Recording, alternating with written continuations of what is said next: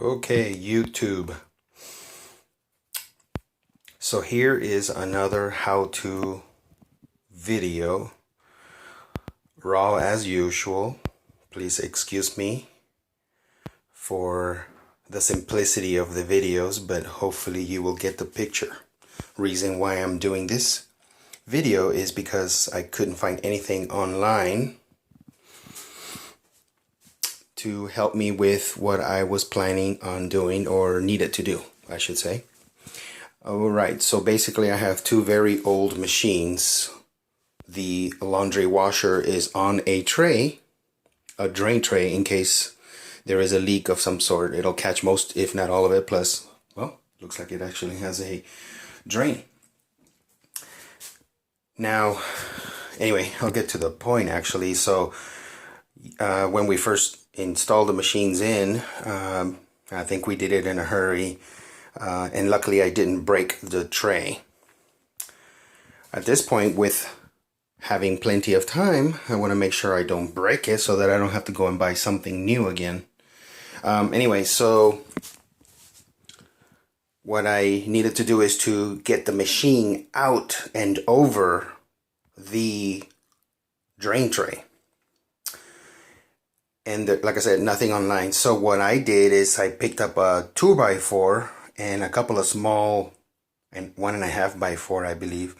The 2x4 goes all the way across the width of the machine, and the other 1.5x4s are just a couple of small blocks, you know, maybe about 6 inches long on either side. Mind you, if you wanted to, you can actually do two 2x4s, the width of the machine, I should say. Here's the other one. Anyway, so what I did is I lifted the machine up and I dragged it over the tray, the first part of the lip, and I made it onto the pieces of wood. And then I dragged it so that I can teeter-totter the machine over the tray without bending the front lip of the tray and damaging it. So let me see if I can move the machine so you can see what I'm talking about here. Notice how I'm able to teeter-totter the machine, and of course the piece of wood slid forward a little bit, but I had them nicely edged against the lip of the drain tray. So obviously on my way back I would have to be careful, you know, and obviously this is also like a one-man job, but I would suggest, for safety, maybe have a helper. And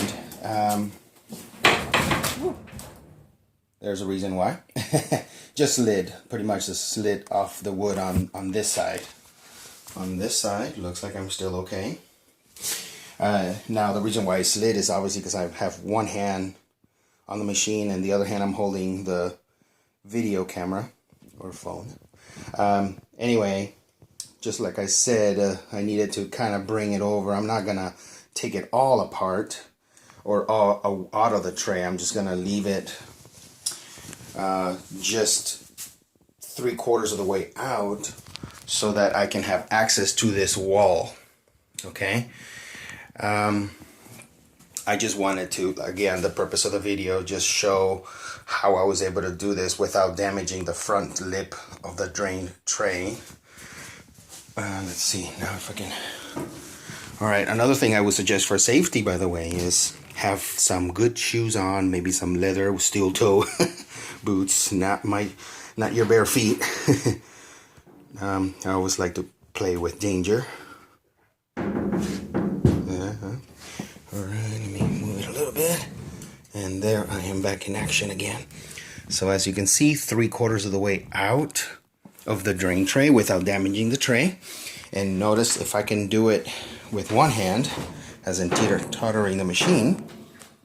Look at that. Definitely safe enough to do with two hands easily, safely. One-man job, and without ruining the tray. Having two men to do the job, I would still encourage people to do the pieces of wood. Anything that basically is thick enough to be higher than the lip of the drain tray.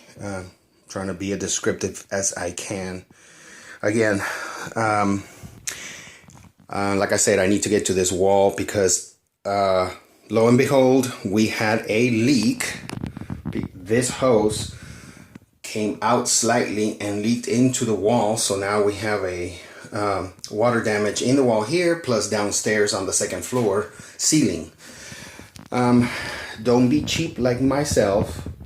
We moved into this new house and I kept the old hose. I'm not going to show you my picture because I'm embarrassed to admit it.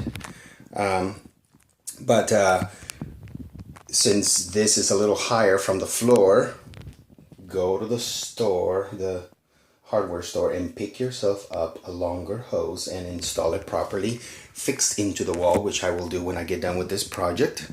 I'm not going to do, in case you're wondering, I'm not going to do homeowner's insurance because the deductible is more expensive than the project itself.